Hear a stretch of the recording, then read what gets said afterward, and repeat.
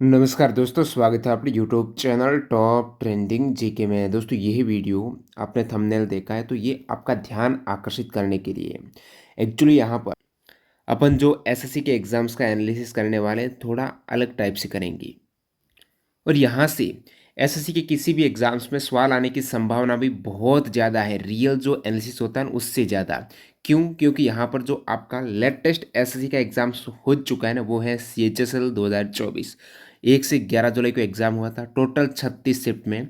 मैंने चेक किया, इसका विश्लेषण किया, एनालिसिस किया, तो स्पोर्ट्स के मेरे को ऐसे 78 यूनिक क्वेश्चंस देखने को मिले जो एक नए पैटर्न पर पूछे गए हैं। और प्रति शिफ्ट में यहाँ पर आप देखेंगे तो 2 से 3 सवाल हो जाते हैं और ये अभी पूछे जा रहे हैं, ध्यान रखना। और सीएचएसएल में ये सभी 36 सेट में पूछे गए 78 क्वेश्चंस अपन एक्स्ट्रा फैक्ट डिटेल में बात करने वाले हैं। तो आपको अंदाज़ा लग जाएगा आने वाले एसएससी एग्ज़ाम्स के लिए कितना महत्वपूर्ण रहेगा ये आपका सेशन।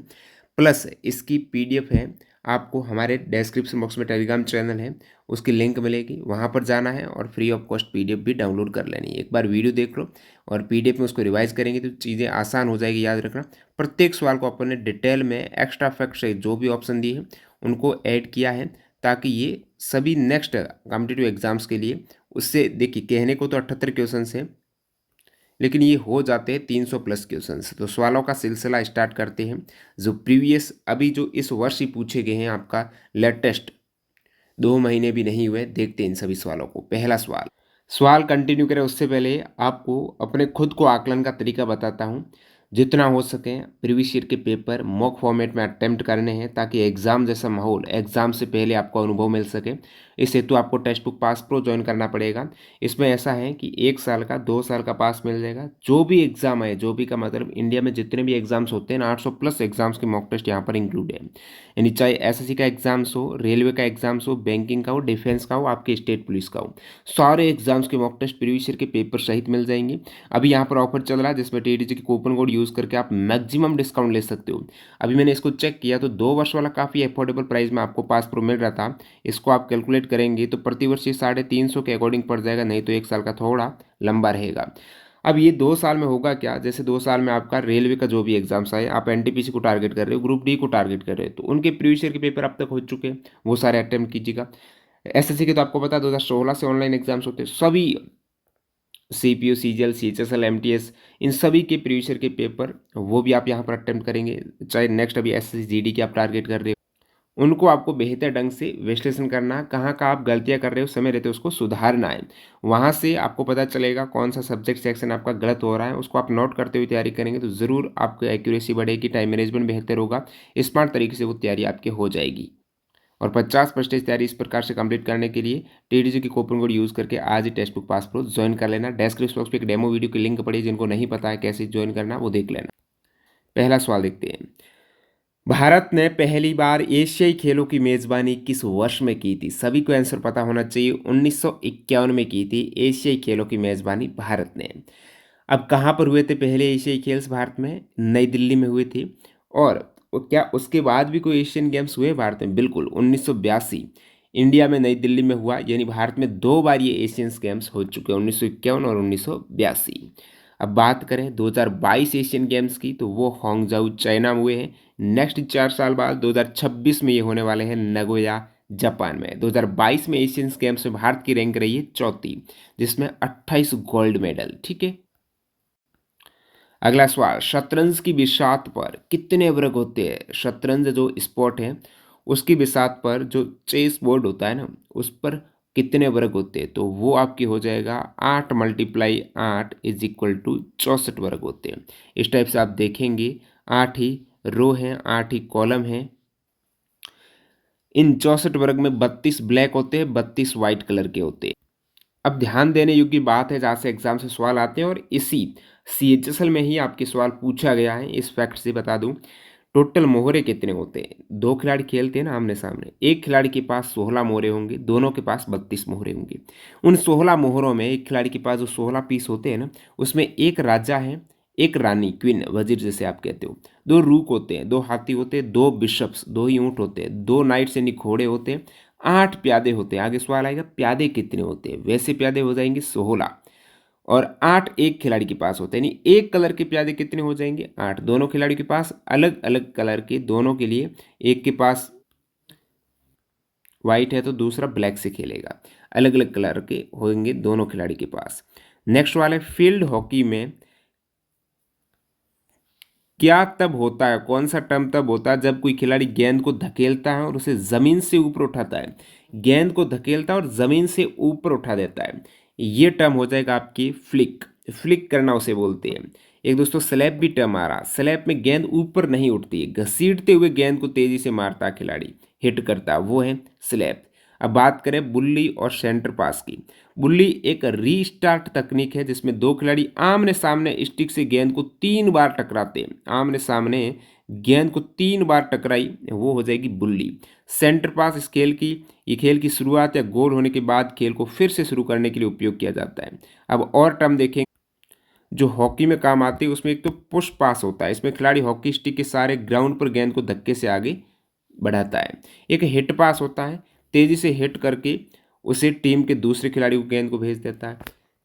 एक स्कूप पास होता है, इसमें खिलाड़ी अपने स्टिक के सहारे ग्राउंड से गेंद को उठाकर आगे भेजता है, स्कूप में ग्राउंड से उठा देगा। चिप पास में क्या होगा, इसमें गेंद को हवा में उछाल कर उस उच्चतम बुनियादी बांधन के लिए टीम के खिलाड़ी को भेजता है, चिप पास। तो ये प्रमुख पास है। एरियल पास हवा में ही, वायुमंडल में ही टीम के दूसरे खिलाड़ी के पास पहुंचने के लिए उड़ाया जाता है। नेक्स्ट सवाल है अंतर्राष्ट्रीय फुटबॉल एसोसिएशन बोर्ड द्वारा अनुमोदित फुटबॉल की परिधि कितनी है। फुटबॉल की परिधि आपको पूछी है तो वो कितनी है, तो यहाँ पर आप देखेंगे तो ये 68 से 70 सेंटीमीटर वाला करेक्ट हो जाएगा। अब आपको पूछ लें जो अंतर्राष्ट्रीय फुटबॉल स्पोर्ट होता है फीफा वगैरह, उसमें कौन सी साइज़ की फुटबॉल काम में ली जाती है। अलग अलग साइज़ की फुटबॉल आती है, 5 की बॉल अलग अलग आती है, नेक्स्ट अपन देखेंगे अलग अलग साइज़। तो साइज़ 5 की फुटबॉल काम में लेते हैं जिसकी परिधि 68 से 70 सेंटीमीटर होती है और जिसका वजन होता है 410 से 450 ग्राम, यानी 14 से 16 औंस का होता है। व्यास होता है उसका दोस्तों 8.6 इंच से 9 इंच, यानी 22-23 सेंटीमीटर। फुटबॉल की बात कर ही रहे हैं तो फुटबॉल की जो ग्राउंड है ना, और उसमें पिच को क्या बोलते हैं, सॉकर फील्ड बोलते हैं, सॉकर फुटबॉल। अब फुटबॉल में लंबाई, ग्राउंड की लंबाई आप देखेंगे और चौड़ाई देखेंगे। अब यहाँ पर लंबाई आपकी हो जाएगी अधिकतम 120 मीटर हो सकती है और न्यूनतम ये 90 मीटर। इसी प्रकार चौड़ाई आप देखेंगे ना, चौड़ाई ये आगे सवाल आएगा, चौड़ाई अधिकतम कितनी हो सकती है। चौड़ाई अधिकतम 90 हो सकती है, न्यूनतम 45 मीटर हो सकती है। और जो फीफा फुटबॉल आप देखते हो वर्ल्ड कप, तो उसमें लंबाई और चौड़ाई का क्या रहता है अनुपात, 105 मीटर लंबाई और 68 मीटर चौड़ाई रहती है। हॉकी ग्राउंड की भी बात कर लेते हैं। हॉकी में पिच, जिस पिच पर हॉकी खेली जाती है ना, वो 91.4 मीटर लंबा और 55 मीटर चौड़ा होता है। और जो हॉकी स्टिक से जिसके सहारे आप हॉकी खेलते हो, उस हॉकी स्टिक में अधिकतम लंबाई कितनी हो सकती है, 105 सेंटीमीटर। वयस्कों के लिए औसत हॉकी स्टिक का आकार होता है 36.5 इंच का। अब यहाँ पर हैंडबॉल की बात करते हैं तो हैंडबॉल में साइज़ 3 की काम में लेते हैं हैंडबॉल। जैसे फुटबॉल में साइज़ 5 की देखी ना, तो हैंडबॉल में साइज़ 3 की जो बॉल है ना, उसकी परिधि होती है 23 से 24 इंच, वजन होता है 15 से 17 औंस। अब बात करते हैं यहाँ पर वॉलीबॉल। जो बॉल होती है ना वॉलीबॉल की, उसकी परिधि होती है 65 से 67 सेंटीमीटर और उस बॉल का वजन होता है 260 से 280 ग्राम। अब थोड़ा स्पीड बढ़ाते हैं। बास्केटबॉल की बात करें तो यहाँ पर जो कोर्ट पे खेलते हैं इस स्पोर्ट को, बास्केटबॉल हुप्स ग्राउंड से ऊंचाई रहती है वो 10 फीट की रहती है, जो हुप्स रहता है ना उसकी ऊंचाई। बास्केटबॉल जो बॉल का आकार होता है साइज 7 का होता है। आपने देखा बास्केटबॉल में 7 का आगे सवाल आएगा, वॉलीबॉल में कितने का होता है, नहीं फुटबॉल में 5 का होता है। अब नेक्स्ट वाला देखते हैं यहाँ पर, भारतीय तीरंदाजों ने पहली बार ओलंपिक में किस वर्ष भाग लिया है। तो भारतीय तीरंदाजों ने पहली बार ओलंपिक में भाग लिया है वो 1988 में लिया है। 1988 में सियोल ओलंपिक वहाँ पर लिया। आपको बता दूँ नेक्स्ट ओलंपिक 2028 में लॉस एंजल्स यूएस में होने वाला। अभी आपने देखा 2024 में समर ओलंपिक पेरिस फ्रांस में हुआ, इससे पहले टोक्यो जापान में 2020 में हुआ, 2028 में लॉस एंजल्स और 2032 में ब्रिस्बेन ऑस्ट्रेलिया में होगा। विंटर ओलंपिक 2022 में बीजिंग चाइना में और 2026 में होगा मिलान कोर्टिना डी एम्पेजो इटली में। नीचे सूचीबद्ध फुटबॉल क्लबों में से भारत में सबसे पुराना क्लब कौन सा है। इनमें से आप देखेंगे सबसे पुराना जो क्लब है ना भारत में फुटबॉल क्लब में, वो कलकत्ता एफसी है, कलकत्ता फुटबॉल क्लब है। सबसे पुराने मोहन बागान एथलेटिक्स क्लब की स्थापना वर्तमान पश्चिम बंगाल में हुई थी 1889 में। सबसे पहला जो फुटबॉल क्लब है ना, मोहन बागान एथलेटिक्स क्लब है जो कलकत्ता में पश्चिम बंगाल में 1889 में स्थापित हुआ है। 1889 में भूपेंद्र नाथ बोस ने इसकी स्थापना की है। अब फुटबॉल क्लब या फिर हॉकी क्लब इनको देखते हैं। जैसे फुटबॉल क्लब पहली बार मोहन बागान स्थापित हुआ 1889 में। उसके बाद यहाँ पर आप देखेंगे ईस्ट बंगाल फुटबॉल क्लब कब स्थापित हुआ, 1920 में। अभी latest FC Goa football club है, ये 2014 में स्थापित हुआ। हॉकी क्लब में दोस्तों इंडियन हॉकी फेडरेशन की स्थापना 1928 में हुई है। इंडियन ओलंपिक एसोसिएशन की स्थापना 1927 में हुई है। स्पोर्ट अथॉरिटी ऑफ इंडिया की स्थापना 1984 को की गई है। अब भारत का पहला क्रिकेट क्लब है वो भी कोलकाता क्रिकेट क्लब 1792 में स्थापित हुआ है, ठीक है। और ब्रिटिश द्वीप समूह के बाहर स्थापित पहला गोल्फ क्लब रॉयल कलकत्ता है, 1829 को स्थापित किया गया। अगला सवाल, निम्नलिखित में से कौन सा भारत में भारतीय क्रिकेट कंट्रोल बोर्ड यानी बीसीसीआई के द्वारा आयोजित किया जाने वाला एक घरेलू क्रिकेट टूर्नामेंट कौन सा नहीं है। जो बीसीसीआई आयोजित करती है वो कौन सा नहीं है इनमें से। तो इनमें से आप देखेंगे ऑप्शन यहाँ पर दो, सुपर 4 ये नहीं है, बाकी जेडा ईरानी कप, विजय ट्रॉफी, रणजी ट्रॉफी सारे बीसीसीआई के ही टूर्नामेंट। सवाल है, टेनिस को ओलंपिक खेलों में किस वर्ष शामिल किया गया था। टेनिस को पहला ही ओलंपिक हुआ था ना 1886 में एथेंस में, तो वहां पर टेनिस को ऐड कर दिया गया था प्रथम ओलंपिक में। अब आप कहेंगे कौन से स्पोर्ट ओलंपिक में किस साल डेब्यू किया है, तो वो देख लो आप। जैसे तीरंदाजी सेकेंड ओलंपिक 1900 में ऐड किया गया, बैडमिंटन 1992 में ऐड किया गया, ठीक है। इससे पहले ये केवल डेमोन्स्ट्रेशन के लिए होता था। बेसबॉल भी 1992 में, बास्केटबॉल 1936 में ऐड किया गया। इसी प्रकार आप देखेंगे बीच वॉलीबॉल 1996 में, मुक्केबाजी 1904 में ऐड किया गया, कैनोइंग 1936 में ऐड, साइकिलिंग 1896 में, गोताखोरी 1904 में, घुड़सवारी 1900 में, और जो फेंसिंग है ना वो पहले ही ओलंपिक में ऐड हो गई थी 1896 में। फुटबॉल 1900 में ऐड की गई, ध्यान रखना फुटबॉल 1900 में। गोल्फ भी 1900 में, जिम्नास्टिक पहले ओलंपिक 1896 में, हैंडबॉल 1936 में, हॉकी 1908 में, जूडो 1964 में, और पेंटाथलन 1912 में, रोइंग 1900 में, रग्बी 1900 में, नौकायन 1900 में, शूटिंग 1896 में पहले ही ओलंपिक में ऐड कर दी गई है।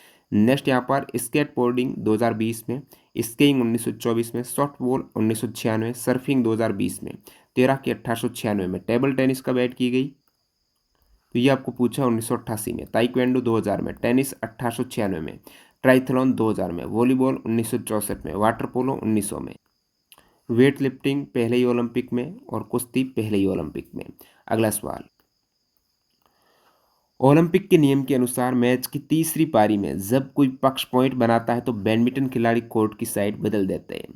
कितने पॉइंट होने पर। अब बैडमिंटन में जैसे कि यहाँ पर ओलंपिक के नियम कहते हैं तीसरी पारी, 3 पारी होती है, 1, 1, 2 और 3। इन 3 पारियों में जो 2 पारी में जीतेगा वो मैच में विजेता रहेगा। अब मान लेते हैं इन दोनों पारियों में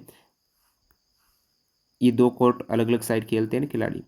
अब एक पारी खत्म होने के बाद दूसरी पारी में अपना स्थान चेंज कर लेंगे, लेकिन तीसरी पारी में क्या होगा, एक बंदे को, एक खिलाड़ी को ज़्यादा एडवांटेज मिलेगा, एज मिलेगा। उस केस में हाफ पॉइंट पर ही, जैसे टोटल 21 पॉइंट का गेम होता है ना, तो वो 11 पॉइंट खत्म होने पर ये चेंज कर देते हैं अपना स्थान, तो 11 पॉइंट हो जाएगा। बैडमिंटन में गेम पॉइंट कितने का होता है, 21 पॉइंट का होता है। यानी खिलाड़ी जो पहले 21 पॉइंट हासिल करेगा और 2 पॉइंट की बढ़त बनाएगा, जैसे कि एक खिलाड़ी के 19 पॉइंट है और दूसरे ने 21 पॉइंट हासिल कर दिए, तो वो 2 पॉइंट की बढ़त बनाते हुए जीत गया। मान लेते खिलाड़ी की 20 पॉइंट है, दूसरे ने 21 पॉइंट हासिल किए, यानी शुरुआत में एक ऐसा स्टेज थी 20-20 थी, अब एक खिलाड़ी 21 पर पहले पहुंचा, इसका मतलब ये हारेगा नहीं, इसको 22 पर जाना पड़ेगा अभी, यानी 2 पॉइंट की बढ़त जैसे ही बना लेगा वो जीत जाएगा। इस प्रकार ये कहाँ यदि इक्वल रहते चले जाते हैं, जैसे ये आ गया फिर 21 पर, तो उस केस में जो 30 पर पहले पहुंचेगा ना वो विन होगा, ठीक है।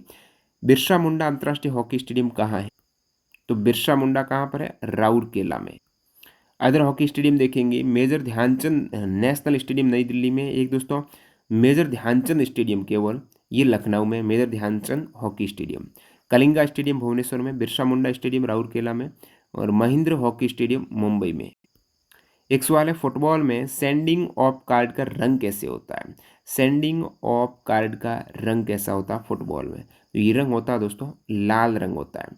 जूडो में सीधी स्थिति में खड़े होकर लड़ना क्या कहलाता है? एकदम सीधी स्ट्रेट पोजीशन में खड़े होकर लड़ रहे हैं तो उस पोजीशन को कहेंगे ताची वाजा। क्या कहेंगे? ताची वाजा। अदर विकल्प आप देखेंगे तो यहाँ पर अशीवाजा, कोशीवाजा और नेवाजा है। तो आपको बता दूं तात्रिवाजा तो आपने देख लिया, सीधी स्थिति में खड़े होकर लड़ रहे हैं। अस्सीवाजा क्या है? ये पैर से किए जाने वाले तकनीकों को संदर्भित करता है। पैर से आप टेक्नोलॉजी काम में ले रहे हो। कोशीवाजा क्या है? तो पैर से टेक्निक तो अस्सीवाजा। कोशीवाजा देखेंगे ये कमर के द्वारा किए जाने वाले फेंकने की टेक्निक है, कमर के द्वारा कोशीवाजा। नेवाजा ये जमीन पर किए जाने वाले मुकाबलों की टेक्निक को दर्शाता है। अब देखिए जूडो की टर्म से काफ़ी बार एग्जाम में अलग अलग सवाल पूछ लेते हैं। जूडो में जूडो का क्या है? जूडो में एक व्यक्ति को जो जूडो का अभ्यास करता है उसे जूडो का बोलेंगे। एक था कि जूडो में सेंसेई टर्म क्या है? जूडो जो ट्रेनिंग कराता है ना, जूडो प्रशिक्षक, उसे कहेंगे सेंसेई। जूडो प्रतियोगिता के दौरान नियमों का उल्लंघन होने पर चुई जारी की जाती है। ठीक है। डोजो प्रशिक्षण हॉल या सुविधा जहाँ जूडो का अभ्यास किया जाता है वो डोजो है। जुडोगी जूडो में पहनी जाने वाली वर्दी।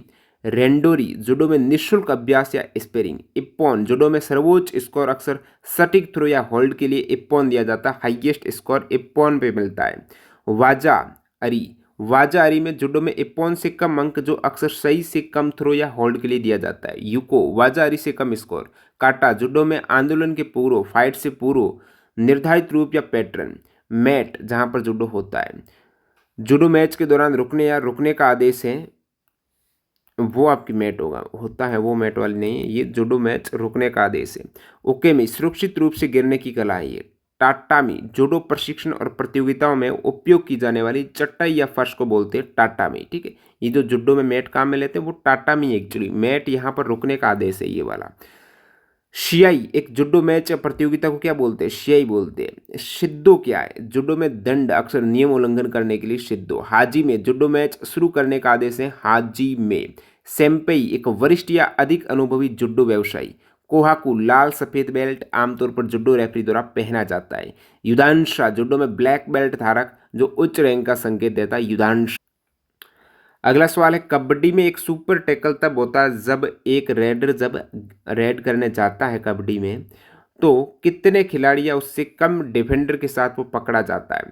तो सामने वाले जो डिफेंडर है वो कम कितने होने चाहिए ताकि वो एक सुपर टैकल कहलाएगी। यानी पकड़ कर यदि उस रेडर को आउट कर देते हैं ना, यहाँ पर दो पाले होते हैं तो एक पाले में यहाँ पर रेड करने गया एक खिलाड़ी, तो सामने कितने खिलाड़ी हो और उस रेडर को पकड़ दे तो वो रेडर तो आउट होगा और उनको एक्स्ट्रा पॉइंट मिलता है सुपर टैकल में। तो यहाँ पर कम से कम 3 खिलाड़ी होने चाहिए। सुपर टैकल में अधिक से अधिक 3 होने चाहिए, कम तो 1 हो सकता है, 2 हो सकता है या 3 हो सकते हैं। तो अधिकतम 3 खिलाड़ी हैं वो होने चाहिए डिफेंडर, अधिकतम 3। ठीक है। और यहाँ पर अब बात हो रही है कबड्डी की, तो आपको बता दूँ कबड्डी में बोनस पॉइंट के लिए न्यूनतम कितने खिलाड़ी आवश्यक है? तो बोनस पॉइंट के लिए 6 डिफेंडर्स आवश्यक है तभी बोनस ले सकता है। ठीक है।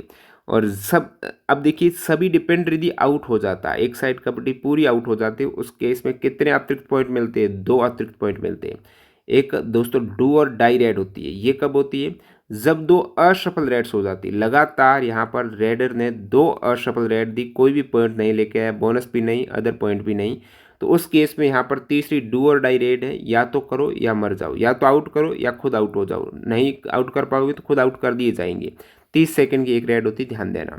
1951 में आयोजित प्रथम एशियाई गेम्स में कितने देशों ने भाग लिया? 1951 में नई दिल्ली में पहले एशियन गेम्स हुए ना, उसमें टोटल 11 देशों ने भाग लिया। वर्तमान में तो 45 देश भाग लेते हैं, लेकिन 1951 में 11 देशों ने भाग लिया।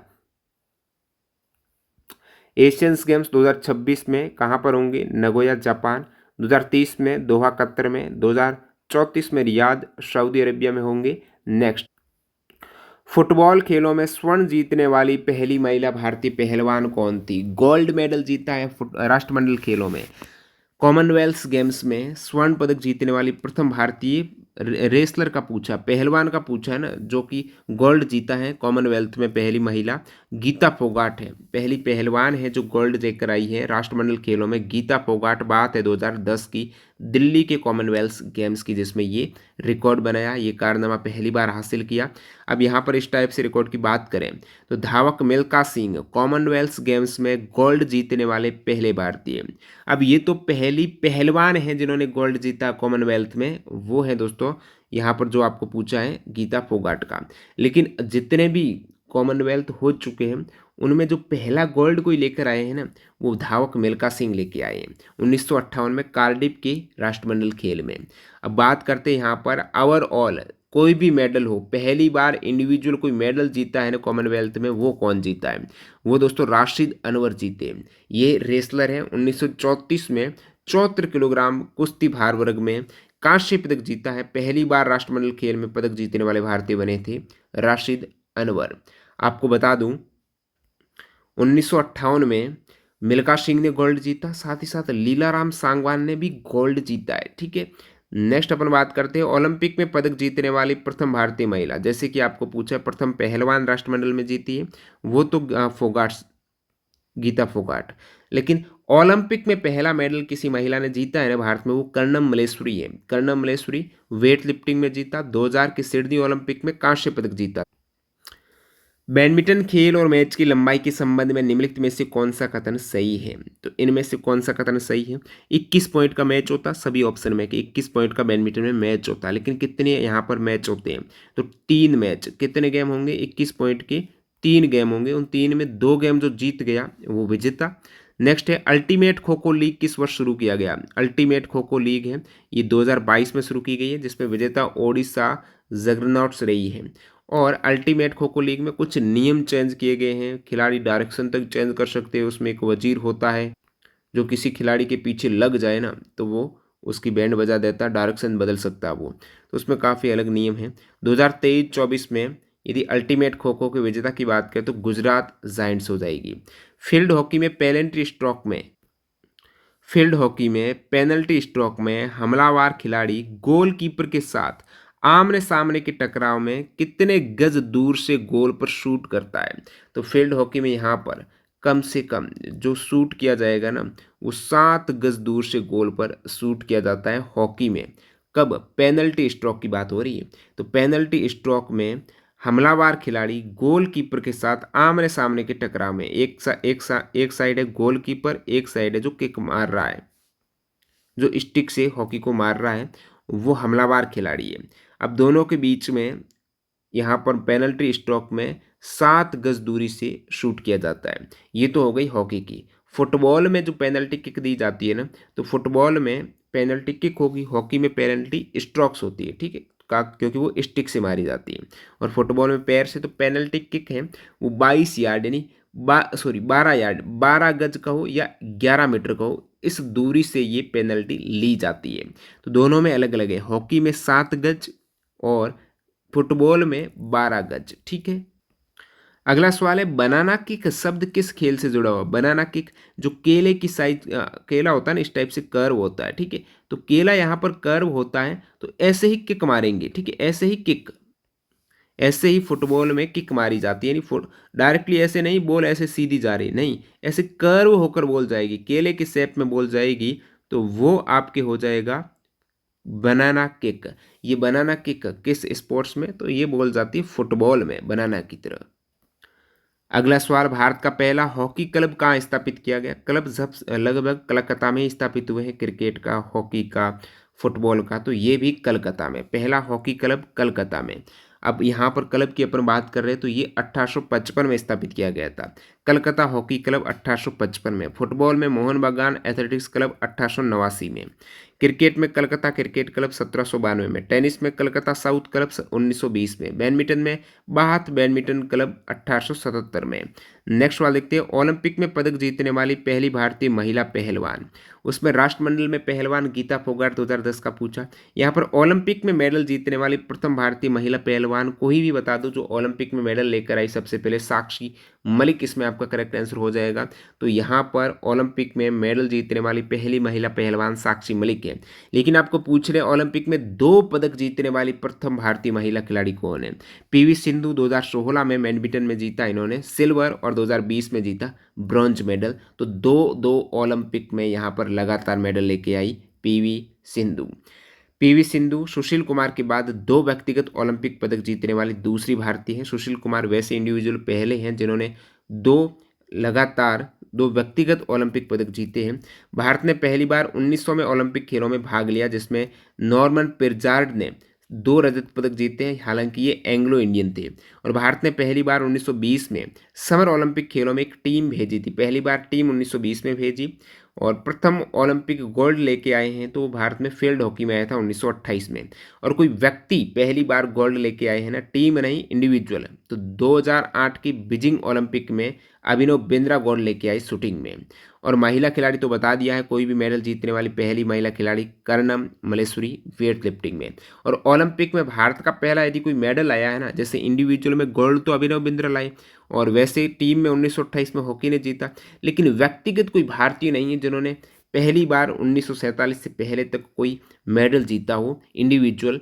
ओलंपिक में भारत का पहला व्यक्तिगत पदक आया था 1952 में आया है, खाशाबाद जाधव ने कुश्ती में जीता है। और पहला ओलंपिक कब हुआ था? 1896 में एथेंस में हुआ। सवाल है, पहला फीफा विश्व कप किस देश द्वारा आयोजित किया गया? प्रथम फीफा विश्व कप जो फुटबॉल का पहली बार हुआ है ना, वो उरुग्वे में हुआ था। कब हुआ है? 1930 में हुआ। पहला फीफा वर्ल्ड कप 1930 उरुग्वे में 16 टीमों ने हिस्सा लिया। 2026 का फीफा वर्ल्ड कप कहाँ पर होगा? कनाडा, मैक्सिको, यूएस, यहाँ पर होने वाला। कनाडा, मैक्सिको, यूएस 2026 में। सबसे अधिक बार कोई फुटबॉल वर्ल्ड कप जीती है ना, वो ब्राजील जीती है 5 टाइम।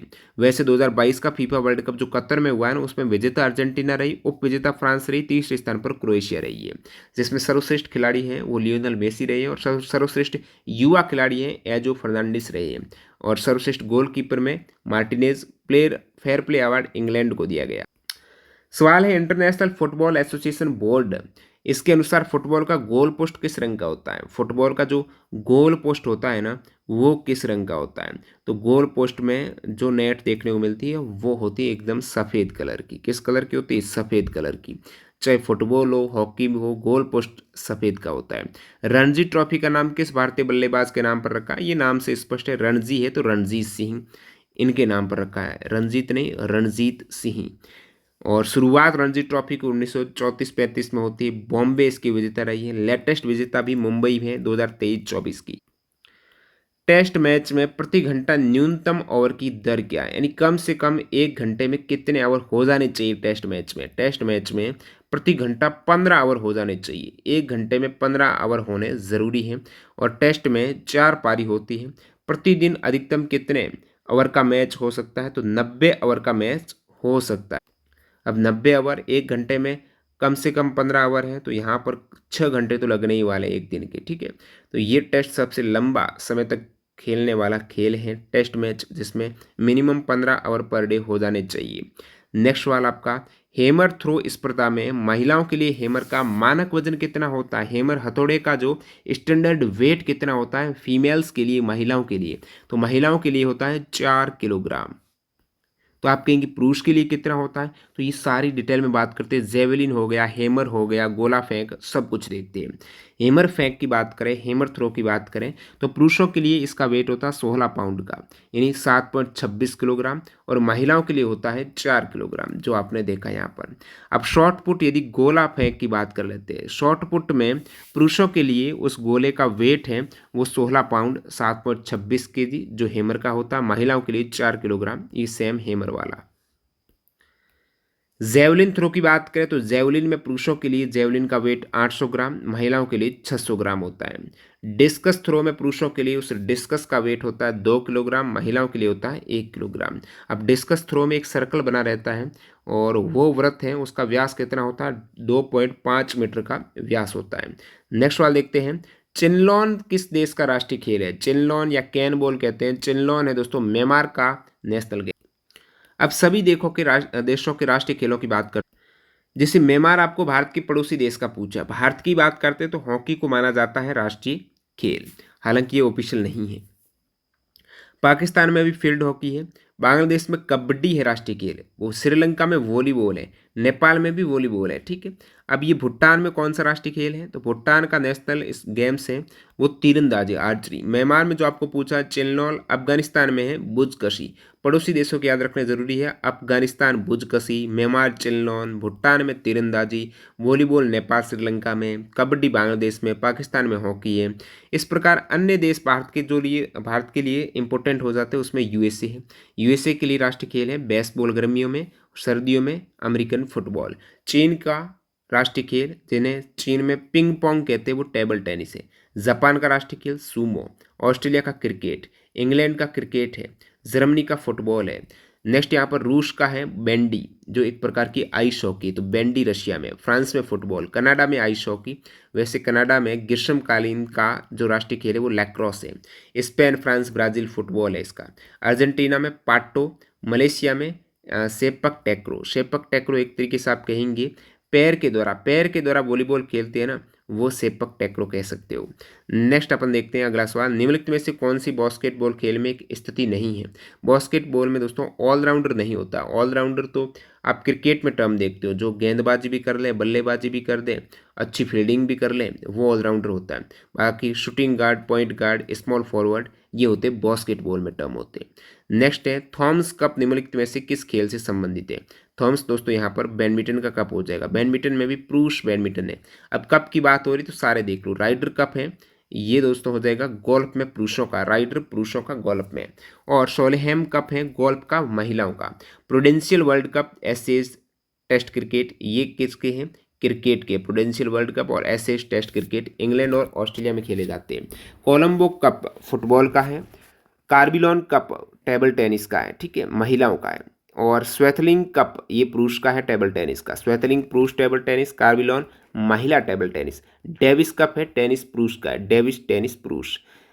नेक्स्ट अपन देखते हैं बिल्ली जीन किंग कप टेनिस महिला का है। विंबलडन ट्रॉफी टेनिस की है। वेटमैन कप टेनिस महिला का है। यूथांट कप लॉन टेनिस का है। लॉर्ड डर्बी कप रग्बी का है। हॉलकर ट्रॉफी ब्रिज, तो ताश के पत्ते होते हैं ना। जूल्स रिमेट ट्रॉफी फुटबॉल की है। मर्डे का फुटबॉल का है। Yonex cup, Thomas cup, Sudirman cup, ये बैडमिंटन के, Yonex Thomas Sudirman. Uber cup भी बैडमिंटन महिला का, उबर महिला का। Sultan Azlan Shah cup field hockey पुरुष का है।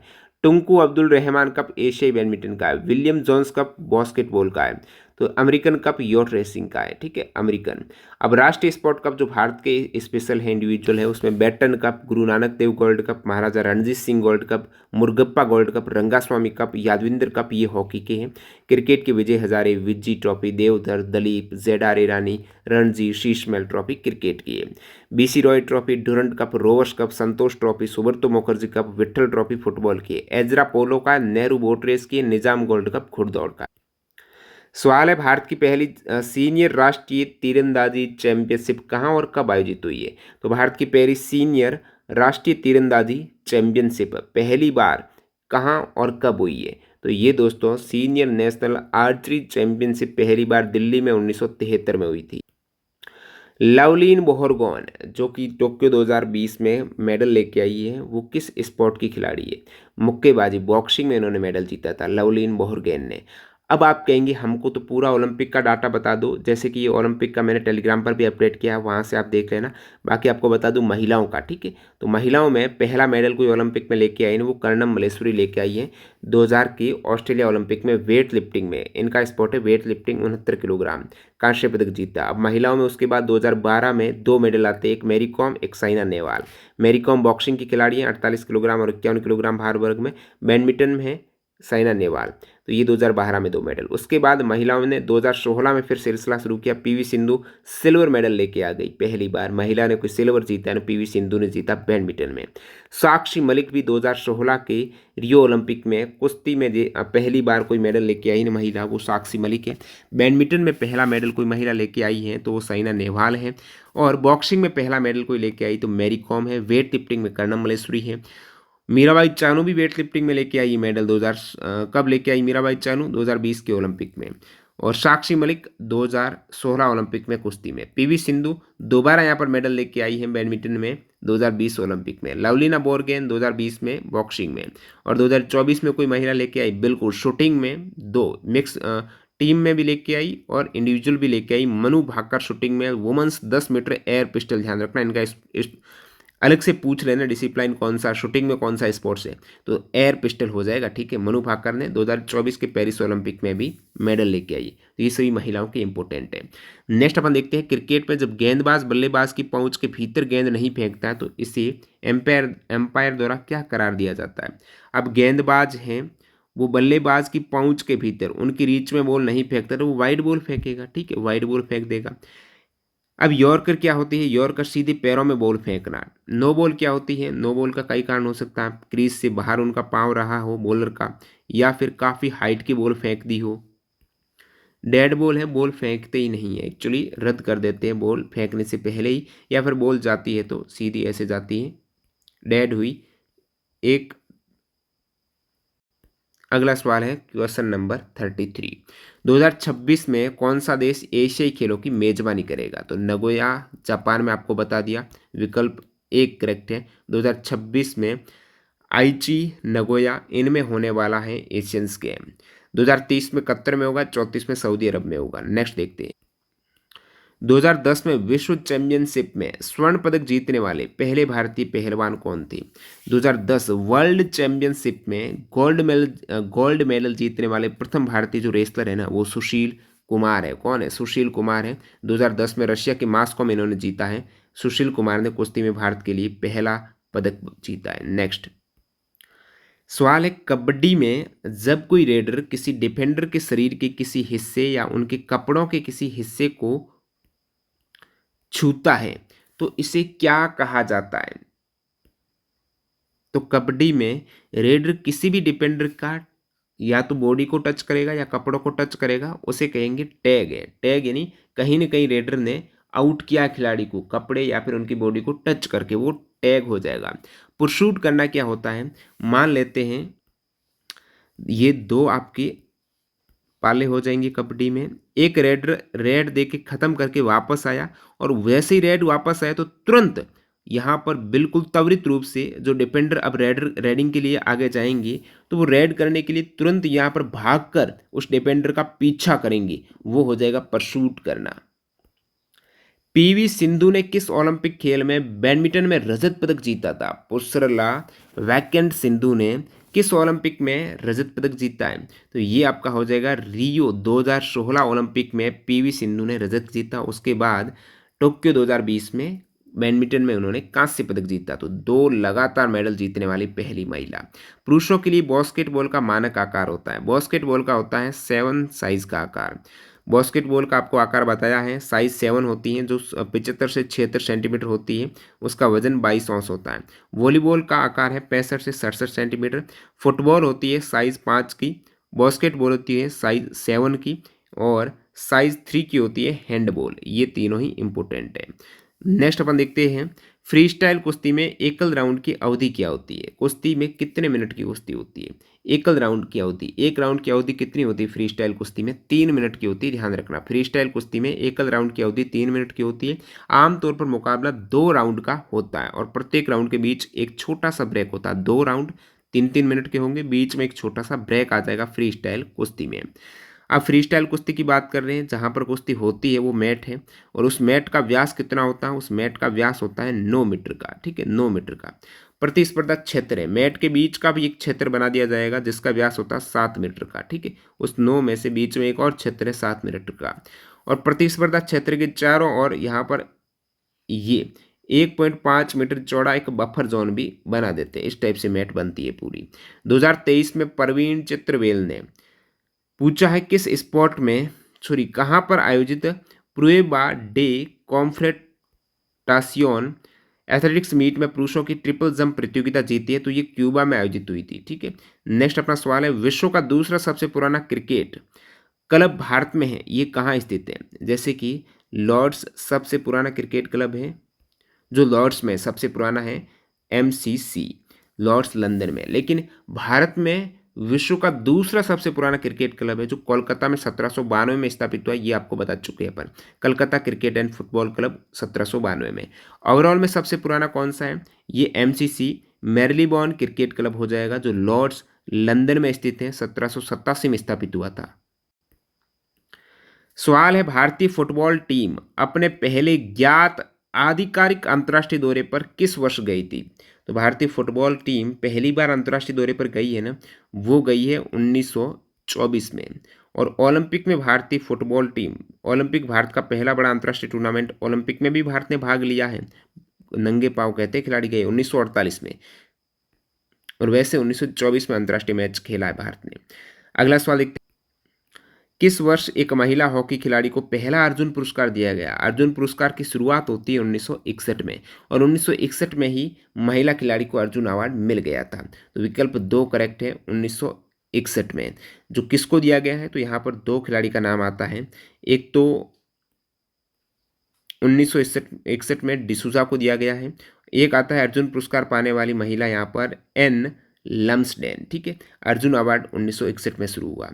1994 में शीतकालीन ओलंपिक पारंपरिक रूप से ग्रीष्मकालीन ओलंपिक के कितने साल बाद होते हैं? तो 1994 से शीतकालीन और ग्रीष्मकालीन इन दोनों के मध्य गैप रहता है 2 साल का। कितने साल का? 2 साल का। शीतकालीन के मध्य रहता है 4 साल का, ग्रीष्मकालीन के मध्य 4 साल का, लेकिन इन दोनों के मध्य होता है 2 साल का। ये ध्यान रखना, ये 1994 से चल रहा है। और ओलंपिक आपको बता दूं, 2026 में विंटर ओलंपिक कहाँ पर होंगे? इटली में होंगे।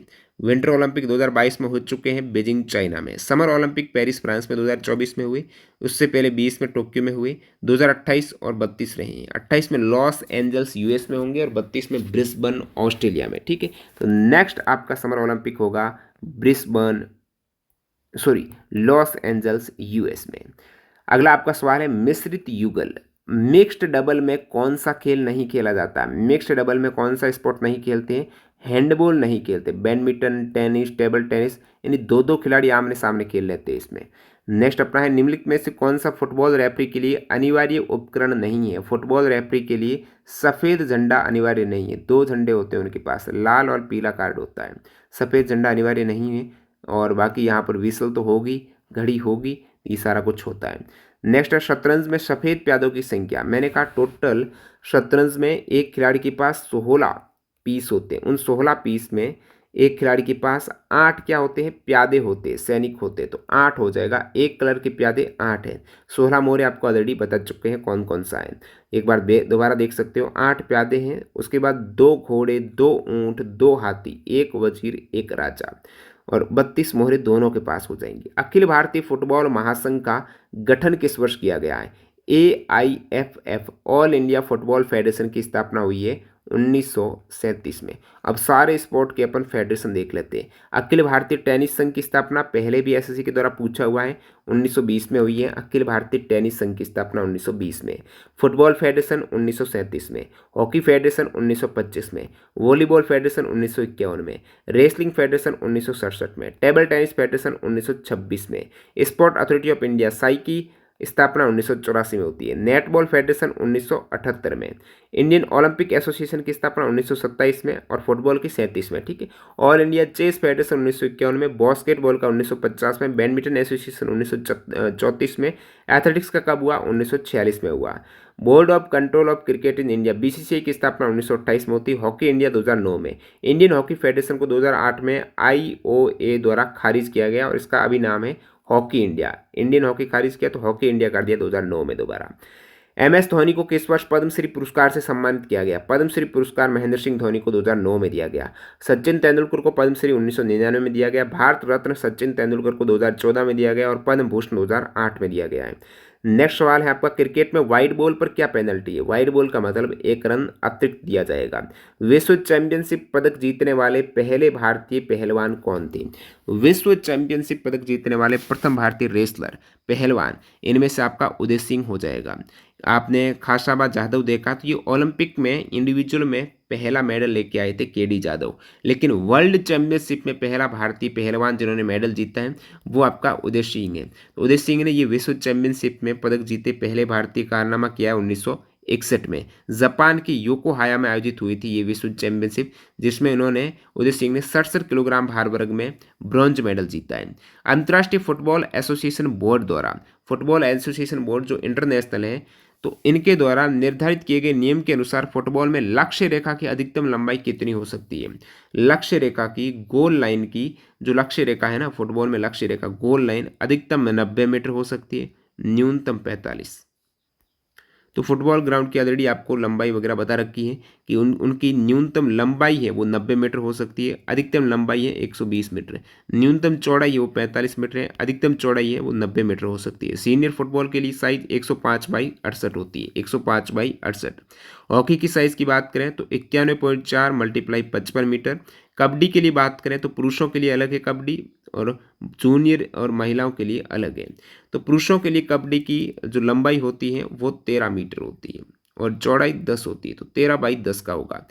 महिलाओं के लिए या जूनियर के लिए कबड्डी है ये 11/8 का हो जाएगा, 11 × 8 नहीं तो 13 × 10। ये कबड्डी में ध्यान रखना है। वॉलीबॉल की बात करें तो कोर्ट की लंबाई यहाँ पर 18 मीटर और चौड़ाई होती है 9 मीटर। फ्री जोन्स यहाँ पर 3 मीटर का दिया जाता है, तो 18 और 9, 18 9, 9 दूनी 18 वॉलीबॉल में होती है। नेक्स्ट अपन देखते हैं, निम्नलिखित में से कौन सा एक ओलंपिक खेल नहीं है। मार्च 2023 तक का पूछा है इन्होंने डाटा। तो इसमें ओलंपिक खेल आपको पता है क्रिकेट नहीं है। बाकी कौन से ओलंपिक खेल हैं वर्तमान में आपने देखा, पेरिस ओलंपिक में टोटल 32 स्पोर्ट्स, 48 डिसिप्लिन थी, उनमें से अलग अलग 32 स्पोर्ट्स। जैसे एथलेटिक्स में बहुत से होते हैं ना, उस प्रकार से कहने को 32 है लेकिन 48 स्पोर्ट्स है उसमें शामिल। अब ये कुछ प्रमुख स्पोर्ट्स आपको बता देता हूँ, ग्रीष्मकालीन ओलंपिक में शामिल हैं, जैसे जिसमें आप जलीय देखेंगे तो तैराकी है, डाइविंग है, वाटर पोलो है, आर्टिस्टिक स्विमिंग है, ओपन वाटर स्विमिंग है। उसके बाद तीरंदाजी है, एथलेटिक्स है, बैडमिंटन है, बास्केटबॉल है, बीच वॉलीबॉल है, मुक्केबाजी है, कैनोइंग है, साइकिलिंग है, सवारी है, तलवारबाजी, football, golf, gymnastic, handball, hockey, judo, karate, आधुनिक pentathlon, rowing, rugby, sailing, shooting, skateboarding, sports climbing, surfing, table tennis, taekwondo, tennis, triathlon, volleyball, भारोत्तोलन, कुश्ती, ये सभी शामिल है अपने ओलंपिक में। भारतीय क्रिकेट कंट्रोल बोर्ड बीसीसीआई की स्थापना 1928 में की गई है। अभी सारे आपको पता है। बीसीसीआई का हेडक्वार्टर वानखेड़े जो मुंबई महाराष्ट्र है वहाँ पर। निम्नलिखित में से किस टीम ने इंडियन सुपर लीग 2022-23 जीता। इंडियन सुपर लीग जो फुटबॉल की लीग है ये AKT मोहन बागान क्लब ने जीता है 22-23। राष्ट्रीय खेल दिवस अपन मनाते हैं 29 अगस्त को, और मेजर ध्यानचंद के जन्म दिवस पर मनाया जाता है। हॉकी के जादूगर ध्यानचंद के जन्म दिवस पर 29 अगस्त को राष्ट्रीय खेल दिवस अपन मनाते हैं। अंतर्राष्ट्रीय हॉकी मैच की अवधि कितनी होती है। प्रत्येक स्पोर्ट की अवधि की बात कर लेते हैं। हॉकी मैच की अवधि होती है दोस्तों 60 मिनट की। आइस हॉकी हो गई, ये फील्ड हॉकी हो गई, 60 मिनट की दोनों की अवधि होती है। इन 60 मिनट में टोटल 4 क्वार्टर हो जाएंगे, 15-15 मिनट के 4 क्वार्टर। अब और भी स्पोर्ट की देखते हैं अवधि। फुटबॉल में 90 मिनट का होता है, 2 हाफ होते हैं 45-45 के, 90 मिनट फुटबॉल। बास्केटबॉल 40 मिनट के, 4 क्वार्टर होते हैं 10-10 मिनट के। वॉलीबॉल है कोई निर्धारित समय नहीं है, औसतन 1-2 घंटा लग जाता है क्योंकि इसमें पॉइंट हासिल करने होते हैं। टेनिस में भी कोई निर्धारित समय नहीं है। कबड्डी में 40 मिनट होता है, कबड्डी में 2 हाफ होते हैं 20-20 मिनट के। रग्बी यूनियन, रग्बी में भी 80 मिनट होते हैं। हैंडबॉल में 60 मिनट होते हैं, हॉकी में 60 मिनट होते हैं, आइस हॉकी में 60 मिनट होते हैं। ये है। अब ये एक इंटरेस्टिंग सवाल पूछा गया, एक मैच शुरू करने के लिए एक टीम में फुटबॉल खिलाड़ियों की न्यूनतम संख्या। आप कहेंगे फुटबॉल में तो 11 खिलाड़ी चाहिए, डायरेक्टली आप 11 टिक करेंगे, लेकिन गलत होगा। मैच शुरू करने के लिए कम से कम 7 खिलाड़ी है ना मैदान में, तो भी मैच स्टार्ट हो सकता है। वैसे 11 खिलाड़ी है, लेकिन मैच शुरू करने के लिए यहाँ पर 7 खिलाड़ी भी पर्याप्त है। कोई खिलाड़ी शॉटिल वगैरह हो जाए ना, उस केस में मैदान में न आए, टाइम ले, तो 7 खिलाड़ी भी मिलकर मैच को स्टार्ट कर सकते हैं एक टीम में। अब खेल और खिलाड़ियों की संख्या देख लेते हैं। टेनिस बैडमिंटन 1 खिलाड़ी या 2 खिलाड़ी होते हैं। बेसबॉल में 9 खिलाड़ी होते हैं। बास्केटबॉल में 5 खिलाड़ी होते हैं। बेसबॉल, खो खो 9 खिलाड़ी, बास्केटबॉल में 5 खिलाड़ी, बिलियर्ड्स में 1 खिलाड़ी, बॉक्सिंग में 1 खिलाड़ी, शतरंज में 1 खिलाड़ी, क्रिकेट में 11 खिलाड़ी, कॉर्कट 2 से 6 खिलाड़ी, फुटबॉल, हॉकी, क्रिकेट 11 खिलाड़ी, नेटबॉल, कबड्डी में 7 खिलाड़ी होते हैं। ठीक है, नेटबॉल, कबड्डी 7, लेक्रोज 10 खिलाड़ी जो आपने देखा कनाडा में, पोलो, पोलो में 4 खिलाड़ी, POLO 1 2 3 4, वाटर पोलो में 7 खिलाड़ी, रग्बी फुटबॉल में 15 खिलाड़ी, वॉलीबॉल में 6 खिलाड़ी, हैंडबॉल में 7 खिलाड़ी, और सेपाक टैक्रो जो आपने देखा था ना मलेशिया का, 3 खिलाड़ी, किक बॉल में 10 खिलाड़ी, कैरम में 2 या 4 खिलाड़ी हो जाएंगे, ब्रिज में 2 खिलाड़ी, बैंडी में 11 खिलाड़ी, बैंडी आइस पर खेला जाता है 11 खिलाड़ी, गोल्फ में कोई निश्चित नहीं है। तो ये खिलाड़ियों की संख्या याद रखनी है आप। फिलहाल अगला सवाल देखते हैं अपन। 2023 तक की जानकारी के अनुसार भारत ने कितनी बार भारत ने कितनी बार आईसीसी पुरुष टी20 क्रिकेट विश्व कप की मेजबानी की है? भारत ने अब तक टी20 वर्ल्ड कप एक बार ही भारत में हुए हैं, वो हुए 2016 में। 2016 का क्रिकेट वर्ल्ड कप भारत में हुआ है और नेक्स्ट 2026 में क्रिकेट वर्ल्ड कप भारत और श्रीलंका में हो रहे हैं। 2026 में भारत श्रीलंका में होंगे और 2016 का भारत में हुआ 10 साल बाद एक तरीके से। 2024 का टी20 जो वर्ल्ड कप हुआ है ये वेस्ट इंडीज़ और यूएस में हुआ, जिसमें चैंपियन भारत रहा, उप विजेता दक्षिण अफ्रीका रहा। ओडीआई वर्ल्ड कप पर नज़र डालते हैं, एग्जाम में सवाल आते हैं यहाँ से। भारत ओडीआई वर्ल्ड कप में जैसे 1983 में जीता था कपिल देव की कप्तानी में, 2011 में एमएस धोनी की कप्तानी में जीता। तो 2011 में ODI world cup Bharat, Sri Lanka और बांग्लादेश में हुआ था।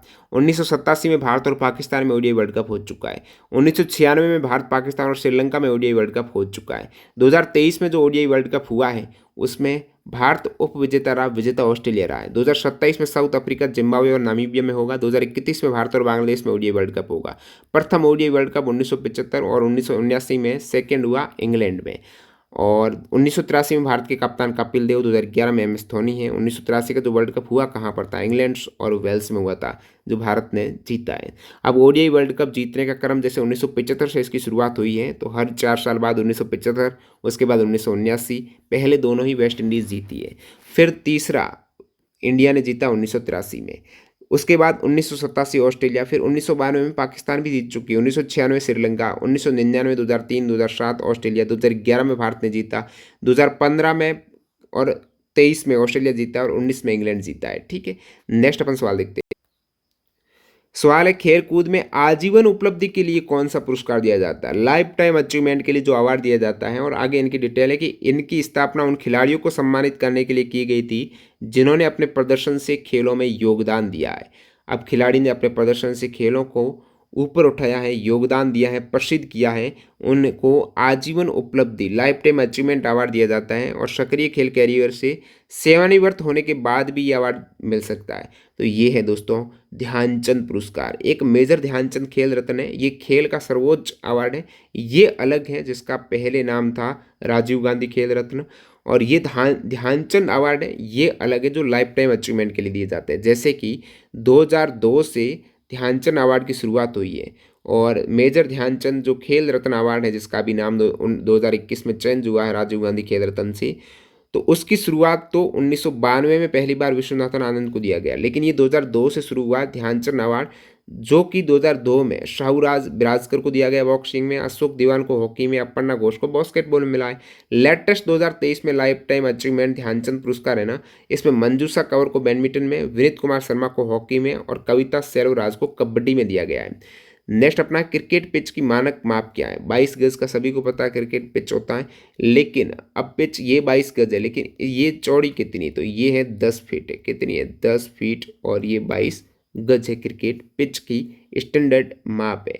अब क्रिकेट को ग्रास फील्ड मैदान होता है, मैदान का व्यास लगभग 137 से 150 मीटर के मध्य, पिच की लंबाई 22 गज, चौड़ाई होती है 12 फीट। क्रिकेट यहाँ पर उन्होंने 10 फीट बताया है, लेकिन होती एक्चुअली, सॉरी यहाँ पर मिस्टेक हुई है, ये 10 ही होगी, 12 नहीं होगी। 22 गज 10 फीट सही बताया पहले, कोई दिक्कत नहीं। 22 गज और चौड़ाई ये 10 फीट हो जाएगी। क्रिकेट बॉल का वजन कितना होता है? तो वजन होता है 5.5 औंस। ठीक है, यानी 155.9 ग्राम से कम नहीं होगा, और 5.75 औंस यानी 163 ग्राम से अधिक भी नहीं होता है। बॉल की परिधि कितनी होती है? 8.81 इंच या 22.4 सेंटीमीटर से कम नहीं होगी, या फिर 9 इंच से अधिक नहीं होगी। भारत का सबसे बड़ा फुटबॉल स्टेडियम कहाँ स्थित है? सबसे बड़ा फुटबॉल स्टेडियम है दोस्तों कोलकाता में। इसका नाम है साल्ट लेक स्टेडियम, कोलकाता में है, जिसमें दर्शक देख सकते हैं 85,000। Salt lake stadium Kolkata. Bharat में राष्ट्रीय भाला फेंक दिवस कब मनाते हैं? तो पहली बार जो भाला फेंक एथलेटिक्स में भारतीय कोई गोल्ड लेके आए ना ओलंपिक में, वो दिवस था 7 अगस्त को। तो 7 अगस्त को ही अपन राष्ट्रीय भाला फेंक दिवस मनाते हैं, 7 अगस्त को। 7 अगस्त, 29 अगस्त को राष्ट्रीय खेल दिवस, उससे पहले 7 अगस्त को भाला फेंक देते हैं। तो 7 अगस्त को सभी एक साथ हो जाएंगे और फिर 29 को मनाएंगे खेल दिवस। 7 अगस्त को टोक्यो ओलंपिक में भाला फेंक में स्वर्ण पदक जीता था नीरज चोपड़ा ने। हालांकि 2020 के टोक्यो ओलंपिक में इन्होंने भाला जेवलिन फेंका था, वो 87.58 मीटर का थ्रो था 2020 में, 87.58।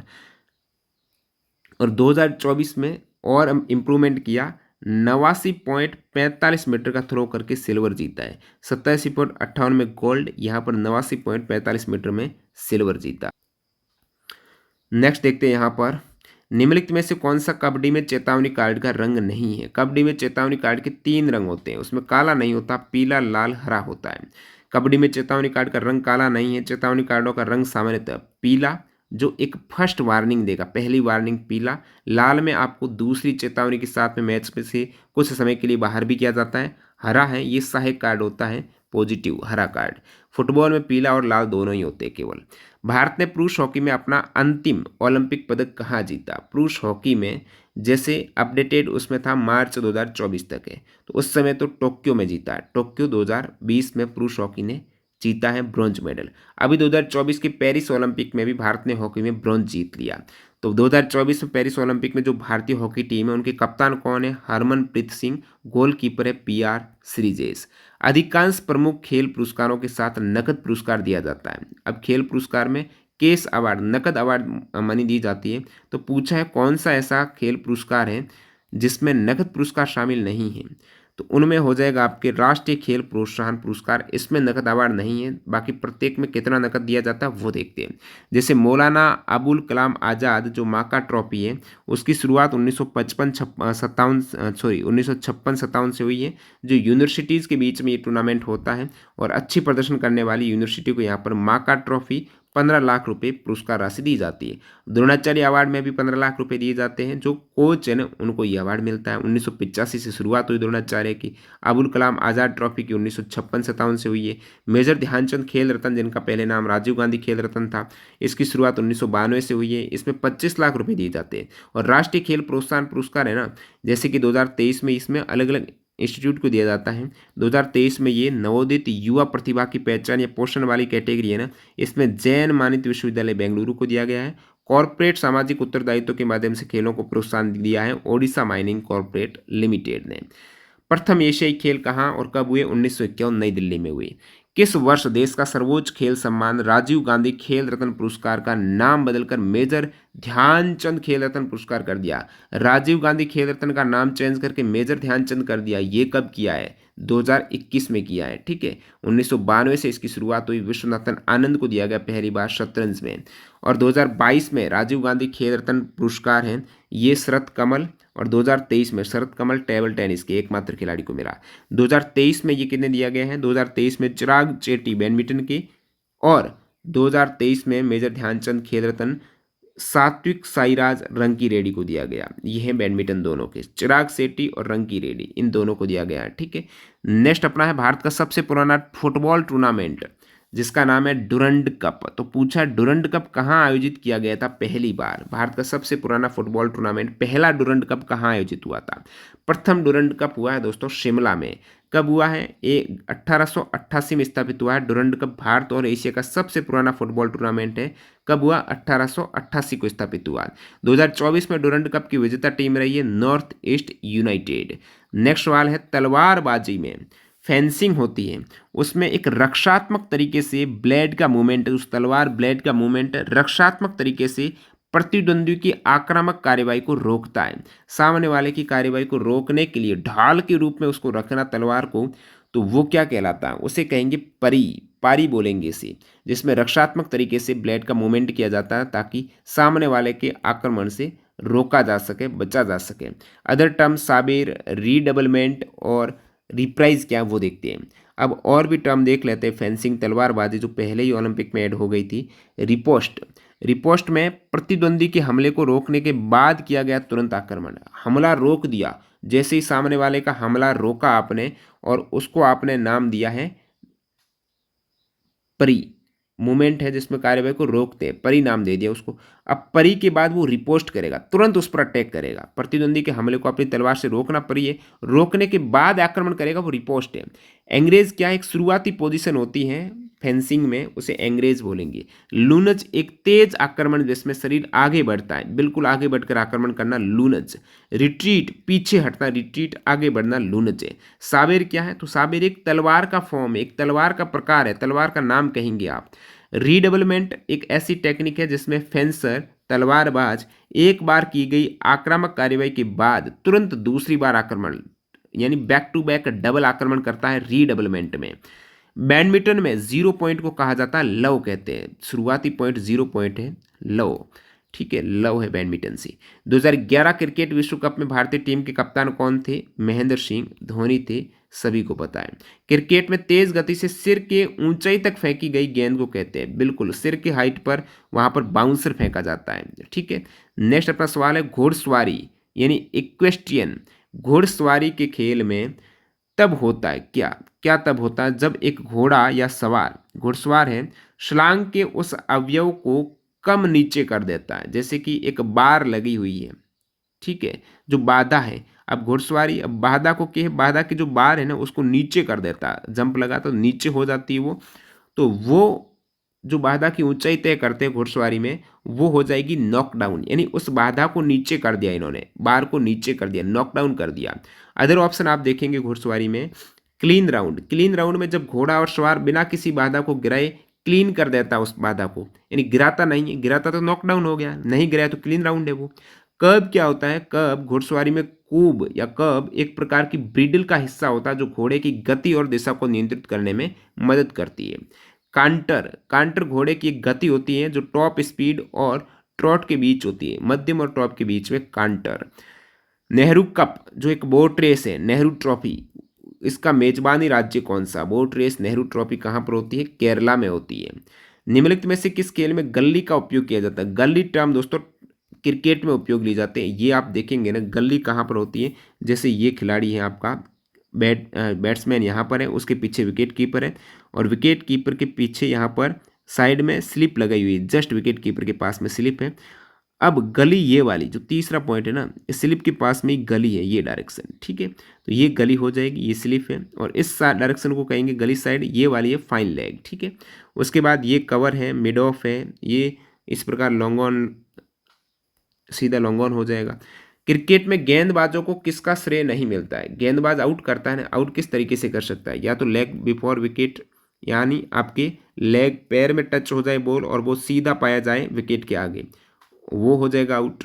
या फिर बोल्ड कर सकता है डायरेक्टली उनके स्टंप ही गिरा दे। रनआउट है, रनआउट है वो फील्डर करता है न कि गेंदबाज करता है। कैच लेकर ये भी गेंदबाजी की क्रेडिट जाएगा। ये तीनों केस में गेंदबाजी का जुड़ेगा वो विकेट, रनआउट में नहीं जुड़ेगा, यही पूछा आपको। एक टेस्ट मैच में फील्डिंग करने वाली टीम का कप्तान कितने गेंद के बाद नई गेंद की मांग कर सकता है? टेस्ट मैच में एक दिन में 90 ओवर होते हैं और 80 ओवर हो जाए ना तब फील्डिंग करने वाला कप्तान नई गेंद की मांग कर सकता है 80 ओवर के बाद में, ये नियम है। अंतिम सवाल, निम्नलिखित में से किस खेल में दांव खेलने वाले खिलाड़ी को रेडर कहा जाता है?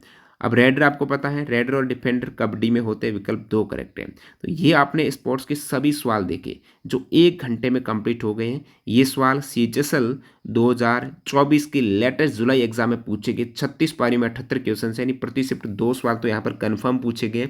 एक्स्ट्रा फैक्ट से डिटेल में बात की है, आने वाले चाहे CGL की शिफ्ट हो गई, MTS की हो गई या फिर अदर जो एग्जाम्स आएंगे SSC या TCS के, सभी के लिए फ्रूटफुल है। इसकी एक बार PDF में रिवाइज कर लेना। PDF आपको जल्दी टेलीग्राम पर मिलेगी, लिंक डिस्क्रिप्शन बॉक्स में, टेलीग्राम चैनल ज्वाइन कर लेना। New candidate text book pass pro से नहीं जुड़े हैं, TDG के कूपन कोड यूज कर लेना, मैक्सिमम डिस्काउंट मिल जाएगा जब भी ज्वाइन करो, ऑफर आएगा तो और बता दूंगा टेलीग्राम पर, ठीक है। मिलते हैं नए वीडियो में, धन्यवाद।